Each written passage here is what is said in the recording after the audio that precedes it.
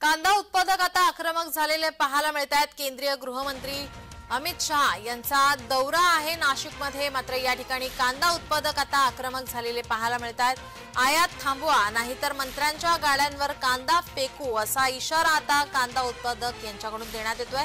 स्वाभिमानीचे प्रदेशाध्यक्ष संदीप जगताप यांनी हा इशारा दिलाय। अमित शहा आज नाशिक दौऱ्यावर आहे। या दरम्यान कांदा उत्पादक या ठिकाणी आक्रमक झालेले पाहायला मिळतात।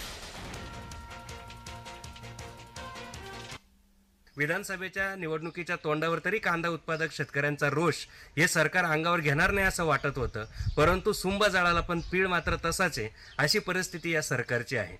या निवडणुकीच्या तोंडावर तरी हा निर्णय होणे अपेक्षित नव्हतं, परंतु तसा झालाय। निश्चितपणे कांदा आयात केल्यामुळे शेतकऱ्यांचे भाव पडणार आहे। मी सरकारला विनंती करतो की हे आयात त्वरित थांबवा, नाहीतर या नाशिक जिल्ह्यामध्ये आणि नगर जिल्ह्यामध्ये जे जे मंत्री फिरतील ते महाराष्ट्रातले असतील किंवा केंद्रातले असतील, त्यांच्या गाड्यांवर कांदा उत्पादक शेतकरी कांदा फेकल्याशिवाय राहणार नाही।